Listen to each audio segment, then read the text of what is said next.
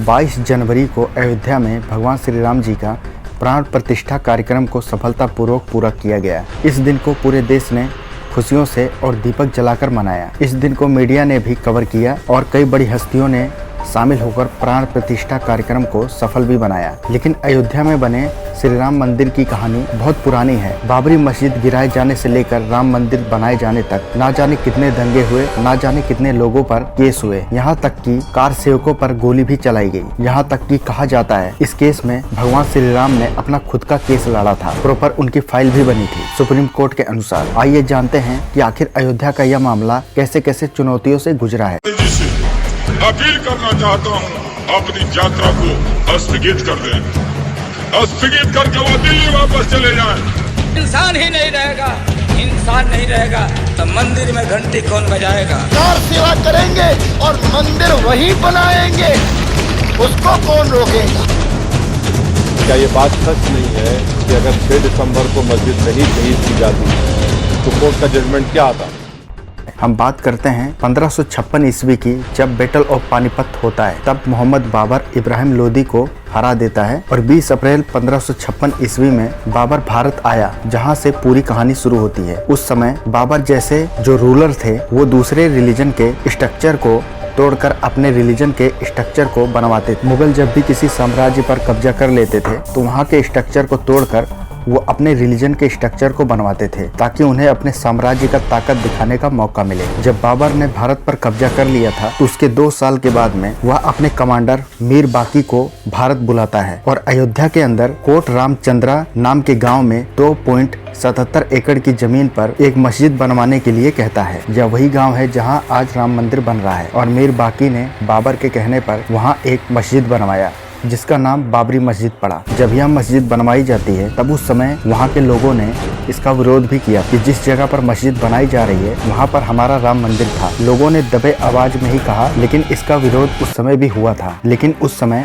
लोगों की बात नहीं सुनी गई और उस समय कुछ भी नहीं हो सका। बाबर के बाद पीढ़ी दर पीढ़ी कई मुगलों ने राज किया और बाबरी मस्जिद को लेकर हिंदुओं में इसकी नाराजगी साफ जाहिर थी। फिर समय आता है ब्रिटिशर का। तब मुगल कमजोर हो रहे थे। उस समय ब्रिटिशर अपने साम्राज्य को बढ़ाते जा रहे थे और मुगल कमजोर होते जा रहे थे। उसी समय की बात है जब सवाई जयसिंह राम मंदिर के लिए बहुत चिंतित थे और उन्होंने मस्जिद के आगे का जमीन खरीदकर वहां राम चबूतरा बनवा दिया, ताकि हिंदू वहां पूजा कर सकें, क्योंकि अयोध्या राम के नाम से जाना जाता था और हिंदुओं की आस्था अयोध्या में राम के नाम से थी। उसके बाद समय बदलता है और समय आता है 28 नवंबर 1858 का। उस समय पंजाब के रहने वाले महंत निहंग सिंह फकीर ने अपने साथ 25 लोगों को लेकर राम जन्मभूमि पर आते हैं और वह डायरेक्ट मस्जिद में जाते हैं और मस्जिद में हवन और पूजा भी करते हैं। और पूजा पाठ करने के बाद उन्होंने मस्जिद में राम शब्द लिख दिया और गुरु नानक जी की भी पूजा किया और मस्जिद में जिस जगह वो पूजा कर रहे थे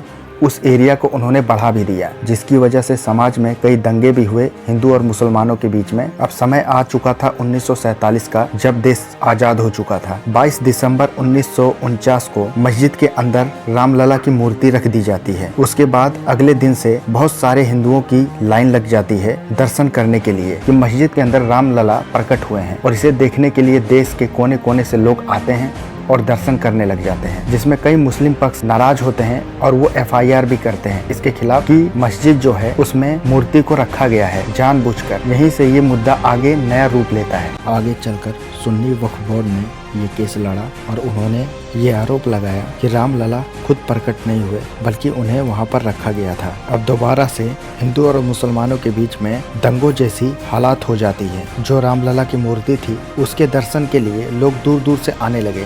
पूरे देश में लोग अन्य राज्यों से अयोध्या आने लगे। जो रूल्स बनाए गए थे वो कोई भी फॉलो नहीं हो रहे थे उस समय, लेकिन वहाँ पर हिंदू समाज पूरी तरह से अपना पूजा पाठ करने में लगा हुआ था। उन्होंने कभी भी पूजा पाठ छोड़ा नहीं। उसके बाद सरदार वल्लभ भाई पटेल, जवाहरलाल नेहरू, यूपी के CM गोविंद वल्लभ पंत, इन सभी ने ये फैसला किया जो मंदिर के अंदर रामलला की मूर्ति है इसे हटा दिया जाए। यूपी के चीफ मिनिस्टर वैसा ही करते हैं, वे आदेश दे देते हैं मूर्ति को हटवाने के लिए। लेकिन उस समय फैजाबाद के जो डिप्टी कमिश्नर थे KK नायर, उन्होंने इस आदेश को मानने से साफ मना कर दिया। उनका कहना था कि अगर ऐसा होगा तो राज्य में दंगे बढ़ जाएंगे और यह एक आस्था का सवाल था। वो कभी नहीं चाहते थे कि एक ऐसा फैसला लिया जाए जिसमें हिंदू और मुसलमान दोनों एक दूसरे के दुश्मन बन जाए, और जबकि अयोध्या एक हिंदुओं के आस्था का सवाल था। इसीलिए के नायर ने ऑर्डर न मानते हुए इस्तीफा देने की बात कही। उन्होंने साफ कहा कि मैं इस्तीफा दे दूंगा, लेकिन कभी भी रामलला की मूर्ति वहां से नहीं निकाल सकता। के नायर का कहना था कि ये आग से खेलने जैसा काम होगा, क्योंकि उन्हें पता था कि कोई भी आदमी अगर ऐसा करेगा तो उसे लोग पापी कहेंगे, उसके ऊपर अटैक भी हो सकता है। और लास्ट में के नायर रिजाइन मार देते हैं। उसके बाद में कई घटनाएं घटी, लेकिन बात शुरू होता है 1992 से, जब कल्याण सिंह की सरकार बनी उत्तर प्रदेश के अंदर। तो जो राम जन्मभूमि के आगे पीछे बैरियर्स लगे थे उसे कल्याण सिंह सरकार ने हटवा दिया, जिससे कि आम जनता का आना जाना आसान हो गया। उत्तर प्रदेश के सीएम कल्याण सिंह ये स्टेटमेंट देते हैं कि चाहे सरकार रहे या ना रहे, लेकिन राम मंदिर बनना चाहिए। उसके बाद से ये बात पूरे देश में फैल चुकी थी। और जहाँ तक वीएचपी थी, विश्व हिंदू परिषद, उन्होंने ये बात कहा कि अगर हम वहाँ मंदिर नहीं बना सकते तो जो मस्जिद है उसे गिराया तो जा सकता है। इसीलिए वीएचपी, बीजेपी और आरएसएस ने मिलके ये फैसला किया क्यों ना इस मस्जिद को गिरा दिया जाए। इस बात का असर पूरे देश में हो चुका था और सबने ये बात ठान ली थी कि अगर हम मंदिर नहीं बना सकते तो क्यों ना इस मस्जिद को गिरा दिया जाए, ताकि मंदिर की नींव रखी जा सके। इससे पहले लाल कृष्ण आडवाणी जी ने एक रैली भी निकाली थी, जिसे लालू प्रसाद यादव ने बिहार में रुकवा दिया था। इससे पहले लाल कृष्ण आडवाणी जी के समर्थन में एक रथ यात्रा निकाली गई थी, जिसे बिहार में आकर लालू प्रसाद यादव जी ने रुकवा दिया था। दिल्ली में एक मीटिंग होती है हिंदू महासभा की, जिसमें ये फैसला किया जाता है 6 दिसंबर 1992 को कर सेवा की जाएगी अयोध्या के अंदर, जिसमें कर सेवक की अयोध्या में राम चबूतरा के पास में जाकर एक एक मुट्ठी मिट्टी ली जाएगी और भजन और कीर्तन किया जाएगा। लेकिन कई सारे लोगों को ये आशंका थी कि वहाँ पर जाकर जो बाबरी मस्जिद है उसे गिराने की कोशिश की जा रही है। इस मीटिंग के बाद पूरे देश में एक टेंशन का माहौल बन चुका, इसलिए कुछ लोगों ने इस कार सेवा को रोकने की बात कही। लेकिन उत्तर प्रदेश के मुख्यमंत्री ने कल्याण सिंह ने अपने ऊपर ये गारंटी ली कि खाली कार सेवा होगी और मस्जिद को कुछ नहीं होगा। उत्तर प्रदेश के मुख्यमंत्री ने कहा कि ऐसे समय पे अगर हम कार सेवा रोकेंगे तो दंगे और भी भड़क सकते हैं। इसीलिए उन्होंने अपनी जिम्मेदारी पर कार सेवा को आगे बढ़ाने की कोशिश की। इसके बाद मुख्यमंत्री कल्याण सिंह ने राइटिंग में ये लिख कर के दिया कि किसी भी कीमत पर कार सेवकों के ऊपर गोली नहीं चलाई जाएगी और ना तो उनके ऊपर किसी तरह का हमला किया जाएगा। 1 दिसंबर 1992 से कर सेवक अयोध्या पहुंचने लगे थे और करीब 1 लाख से ऊपर तक कर सेवक अयोध्या पहुंच चुके थे। अयोध्या पूरी छावनी की तरह बदल चुकी थी। इसी बीच लाल कृष्ण आडवाणी से लेकर अटल बिहारी वाजपेयी तक ने कई बड़े बड़े नेताओं ने अपने अपने बात रखे और भाषण दिया कि हम मंदिर जब तक नहीं बना सकते, जब तक हम बलिदान नहीं देंगे। यहाँ तक कि उमा भारती, जो कि उस समय उनके भाषण भड़काऊ लगते थे, वे भी वहाँ पहुंची थी। अब समय आता है 6 दिसंबर 1992 का, जहां पर पंडाल लगे हुए थे। कई बड़े बड़े दिग्गज नेता अपने अपने भाषण दे रहे थे और कार सेवक अपना भजन कीर्तन कर रहे थे। लेकिन जैसे समय बीतता है और 11:30 बजते हैं, वैसे ही जितने भी कार सेवक थे वे मस्जिद की तरफ पहुंचने लगते हैं और जो विवादित ढांचा था उसका एक पार्ट यानी कि एक गुंबद कार सेवक गिरा देते हैं। और जैसे ही 3:30 बजते हैं, वैसे ही मस्जिद का दूसरा पार्ट भी गिरा दिया जाता है और 4:49 पर तीसरा पार्ट भी गिरा दिया जाता है। उसके बाद जो राम जी की मूर्ति, लक्ष्मण जी की मूर्ति को गर्भगृह में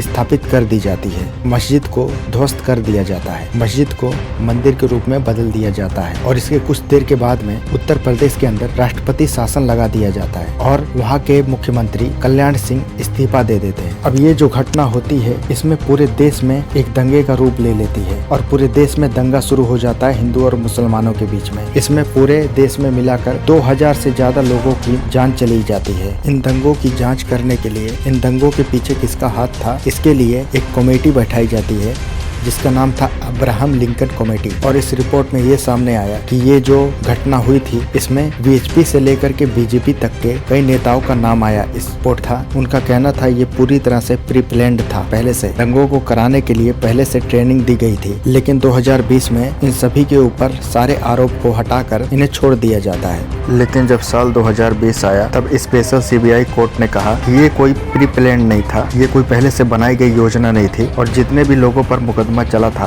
उन्हें वापस ले लिया जाता है। इस इंसिडेंट के बाद बीजेपी और वीएचपी के ऊपर बैन लग जाता और जिन स्टेट्स में बीजेपी की सरकार चल रही होती है उसे डिसमिस कर दिया जाता है, लेकिन आगे चलकर ये बैन हट जाता है। 6 दिसंबर 1992 को जो ये घटना घटी थी, इसको लेकर पूरे हिंदुस्तान के अंदर एक अशांति फैल चुकी थी। इसको लेकर केंद्र सरकार हरकत में आती है और उसके अगले महीने अयोध्या एक्ट 1993 लेकर आती है। इस एक्ट के तहत जो अयोध्या का पूरा एरिया था 67.7 एकड़ लैंड, 0.313 एकड़ जमीन विवादित जमीन माना जाता है, जिसमें रामलला की मूर्ति रखी गई थी। तो कुल मिलाकर 2.77 एकड़ जमीन को छोड़कर कि आसपास के सारे जमीन को सेंट्रल गवर्नमेंट अपने अंडर में ले लेती है। जब ये एरिया सरकार अपने अंडर में लेती है तो वहाँ पर जितनी भी दुकानें थे या घर थे उन्हें हटवा दिया जाता है। और ऐसा इसलिए किया गया था क्योंकि वीएचपी और वक्फ बोर्ड अपनी अपनी राजनीति को चमका रहे थे। उस समय की वजह से देश में अशांति का माहौल भी था और उस समय किसी भी धार्मिक एजेंडे को फैलाना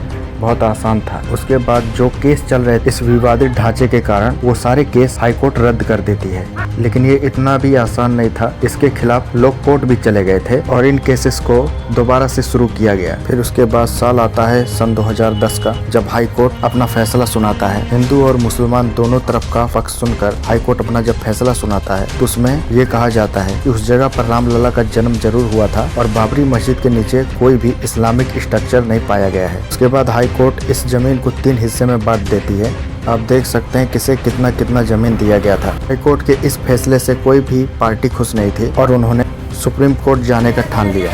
इसके बाद कई वर्षों तक ये विवाद चलता रहा और समय आ चुका था 9 नवंबर 2019 का, जब एक ऐतिहासिक फैसला आता है। अयोध्या के इस विवादित जमीन को रामलला के नाम पर दे दिया जाता है और इसमें भगवान राम की ऐतिहासिक जीत होती है और वहीं से राम मंदिर को बनाने की योजना शुरू होती है। और जब प्राण प्रतिष्ठा का कार्यक्रम भी पूरा हो चुका है तो इससे हम अंदाजा लगा सकते हैं कि बीजेपी और वीएचपी ने जो बीज उस समय बोया था, आज पॉलिटिक्स करके उसी फसल को काटा जा रहा है। खैर कुछ भी हो, लेकिन भगवान राम राजनीति से परे हैं और हम सबके लिए दिशा निर्देश का काम करते हैं।